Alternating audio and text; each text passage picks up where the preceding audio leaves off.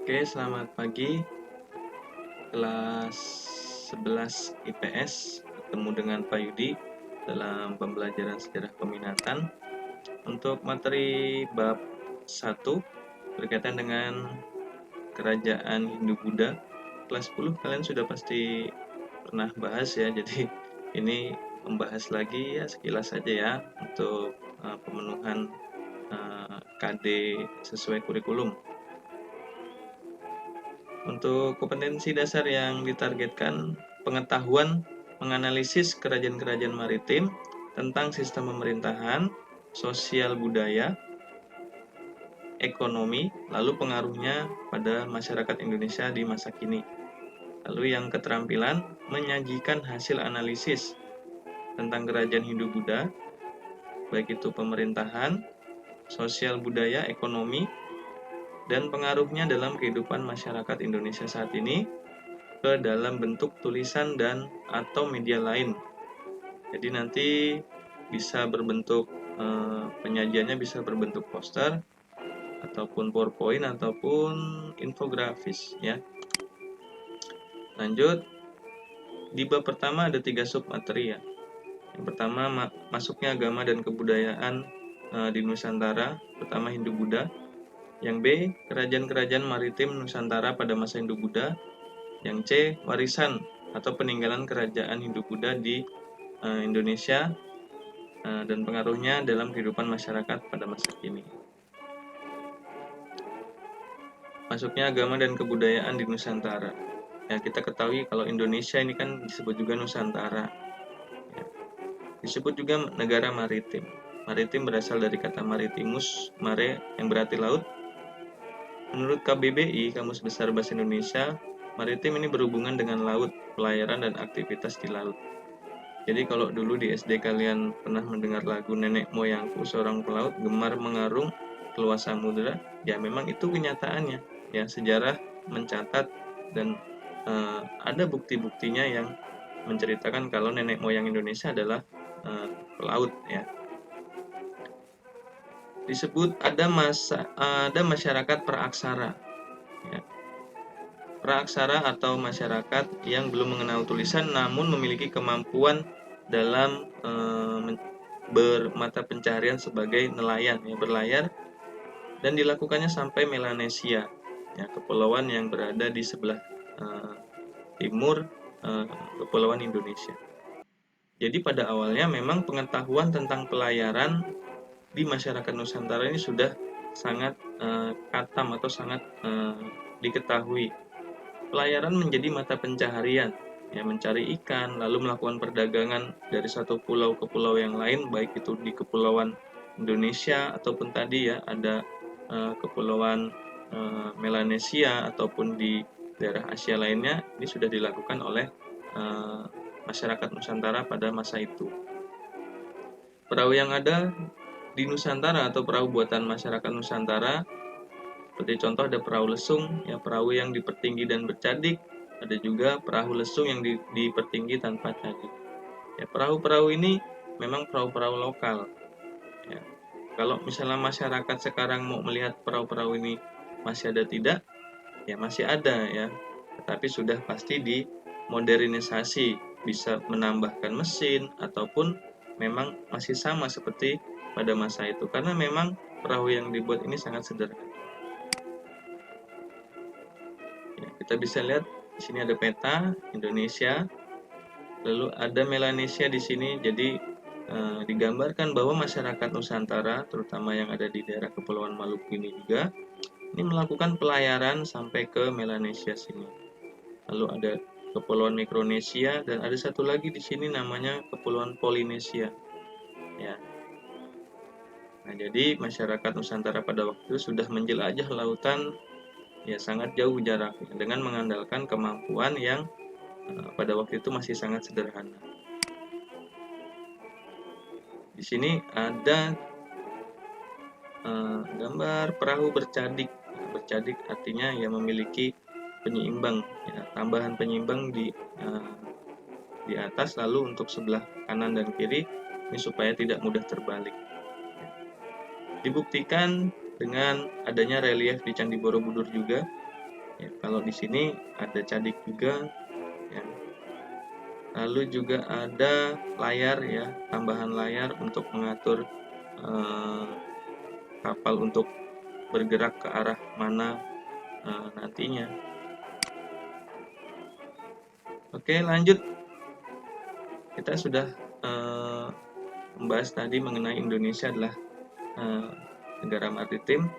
Berikutnya mengenai terbentuknya perdagangan internasional zaman kuno. Indonesia dan India sudah melakukan interaksi sudah sejak lama, sejak abad 1 Masehi. Ya, ada perdagangan, ada interaksi untuk berdagang dengan komoditas rempah-rempah. Sebelum akhirnya bangsa Barat ke Nusantara di abad ke-16, Indonesia dan India, terutama negara-negara di kawasan Asia atau Asia Selatan ataupun Asia Timur sudah melakukan interaksi dengan masyarakat Nusantara. Rempah-rempah menjadi komoditi perdagangan utama. Hubungan perdagangan diikuti juga hubungan agama, sistem pemerintahan, sosial, dan budaya. Oke. Lalu teori masuknya agama dan kebudayaan Hindu-Buddha di Indonesia. Ada 5, ya. Teori Brahmana, teori Ksatria, Waisya, teori Sudra, dan teori arus balik. Nah, teori-teori ini dipercaya oleh tokoh-tokoh memberikan pengaruh yang sangat besar terhadap perkembangan masyarakat yang ada di Nusantara pada waktu itu.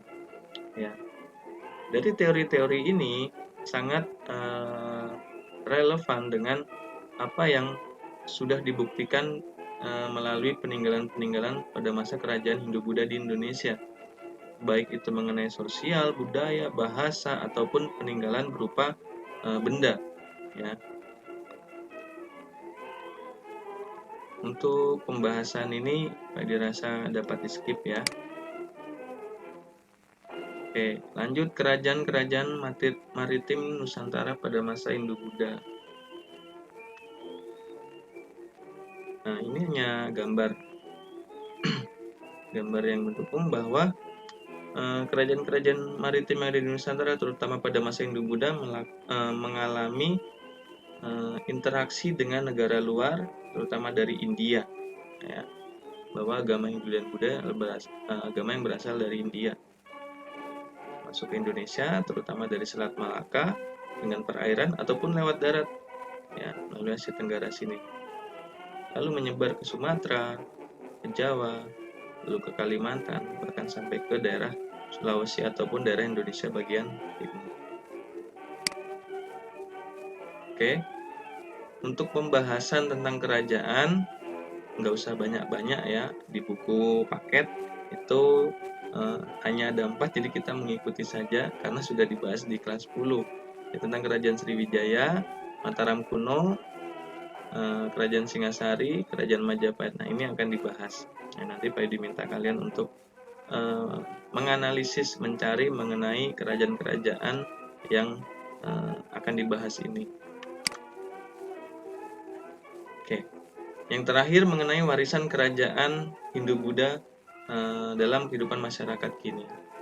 Warisan peninggalan yang dapat kita jumpai saat ini ya seperti candi, ya, bangunan peribadatan, relief, lalu arca prasasti, di mana arca-arca yang pasti identik dengan ajaran agama ataupun agama Hindu ataupun agama Buddha. Lalu situs kota, ya. Jadi situs ini merupakan tempat di mana dipercaya oleh sejarawan ataupun arkeolog bahwa daerah tersebut merupakan pusat kota dari suatu kerajaan Hindu ataupun suatu kerajaan Buddha yang ada di Indonesia pada waktu itu. Seperti contoh ada di Trowulan, ada di Liangan. Ya. Mayoritas memang situs-situs yang sudah ditemukan ini berada di Pulau Jawa. Tetapi pasti tidak menutup kemungkinan banyak situs-situs yang masih terpendam di dasar tanah yang berada di pulau-pulau lain, seperti di Kalimantan ataupun di Sumatera. Lalu ada huruf Pallawa, bahasa Sanskerta, ya, yang secara waktu masih digunakan oleh kerajaan-kerajaan Hindu-Buddha yang ada huruf Pallawa dan bahasa Sanskerta yang secara waktu eh, sampai sekarang masih ada bahasa-bahasa, masih ada huruf yang menyerupai huruf Pallawa ataupun bahasa Sanskerta, seperti misalnya ada di Bali ataupun ada di Yogyakarta, yang dimana mereka secara tradisi atau adat masih sering menggunakan tulisan-tulisan tersebut. Lalu ada karya sastra seperti Kakawin, Babat, ya, Kitab, ya, di mana karya sastra ini menceritakan mengenai kehidupan-kehidupan pada masa kerajaan Hindu-Buddha tersebut. Oke, itu secara garis besar ya. Oke, nah sekarang kalian diminta untuk mendeskripsikan 4 kerajaan yang akan dibahas. Ya, tadi ada kerajaan Sriwijaya, lalu kerajaan Singasari, kerajaan Majapahit, dan ada kerajaan Mataram. Ya, nah, dari 4 kerajaan ini silakan kalian telusuri mengenai pemerintahan, perekonomian, lalu ada sosial budayanya itu apa saja. Ya. Dikerjakan di mana? Dikerjakan di Word, lalu diketik, silakan dianalisis, lalu dikumpulkan. Ya, dikumpulkannya dalam bentuk Word juga. Ya, atau mau di-convert menjadi PDF pun tidak apa-apa. Dikumpulkan kemana? Dikumpulkan ke agenda sekolah. Oke, Pak Yudi tunggu sampai jam pelajaran PJJ sesi ini berakhir. Ya, silakan dikerjakan. Selamat mengerjakan, sampai jumpa.